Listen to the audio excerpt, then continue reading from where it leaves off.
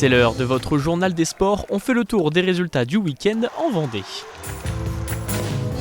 Commençons par du basket et la deuxième victoire en Wonder League cette saison pour le RVBC qui recevait Lyon. Après une première mi-temps bien maîtrisée et conclue avec 11 points d'avance, 33-22, les Lyonnaises ont subi l'intensité des visiteuses et ont complètement craqué dans le troisième quart-temps, si bien que les Lyonnaises sont repassées devant 42-46, mais à l'orgueil, bien aidées par une Justine Loubens en confiance à 3 points, les Tigresses n'ont rien lâché pour l'emporter 70-66, une victoire qui fait du bien. Les soirs, on a vu une grosse progression par rapport aux autres matchs, et quand on prend moins 15 dans le troisième, d'habitude souvent on fait rideau et puis on n'a pas l'énergie de revenir, et là on n'a rien lâché jusqu'au bout, porté par aussi notre public, et c'est ça qui a fait la différence. Et c'est ça le gros positif du soir, c'est que on est resté, on est revenu, et puis on a été la chercher avec les tripes, et je leur ai dit de mettre beaucoup de cœur, et elles l'ont mis. Très très fière des filles de l'équipe, puisque on travaille chaque semaine, et c'est vrai que on est souvent là, on a une période de down. Et cette victoire déjà fait du bien et elle va nous pousser pour la suite, pour les prochains matchs.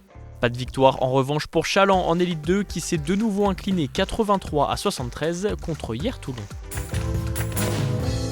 En football, les Herbiers recevaient Bayonne, 3e de National 2 sous une pluie intense et un vent violent. Les Basques démarrent fort avec un poteau de Valentin Picoul-Sondé. Bayonne domine largement les 20 premières minutes, mais les Herbiers tentent de réagir timidement avec cette tête manquée de Jérémy Billy. À la pause, ça fait 0-0. La seconde période repart sur le même rythme jusqu'à l'heure de jeu. Sur une récupération haute, Jacques Rissonga percute et marque 1-0 pour les Herbiers. Bayonne pousse pour égaliser, mais se heurte à la défense herbretaise.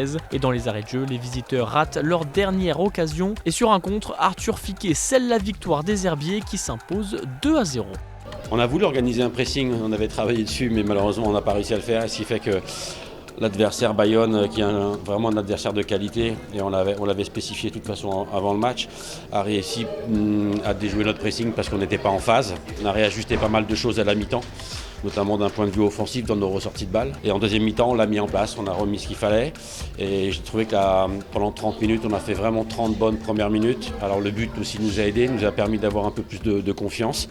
Toujours en National 2, La Roche a concédé le nul dans les dernières secondes à Angoulême, un partout. Et un échelon en dessous, Chaland est toujours invaincu et premier après un match nul 0-0 à Chauvigny.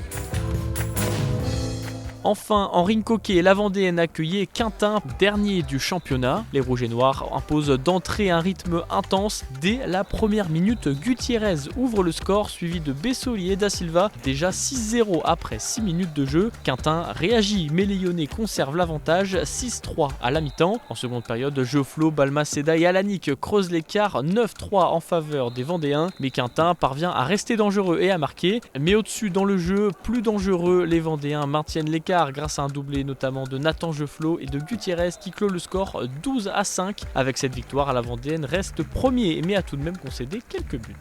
On savait que Quintin était une équipe supposée plus faible, mais on a déjà eu des matchs comme ça, notamment avec Aix-les-Bains il y a quelques semaines, on avait très mal joué et au final on avait gagné que dans les dernières minutes. Donc on s'était dit qu'il fallait commencer très fort et vraiment faire la différence dès le début pour avoir un match tranquille et pas se compliquer la vie. Bon, au final, 12-5, c'est un gros score, mais il y a eu beaucoup d'espace des deux côtés. Je pense que on a fait un bon match en attaque, mais 5 buts en défense, c'est beaucoup contre une équipe de ce niveau-là. C'est la fin de ce journal des sports. Ne manquez pas 85 chrono ce lundi à 18h45. 35 minutes de direct avec invités et chroniqueurs pour revenir sur toute l'actualité du sport vendéen ce week-end.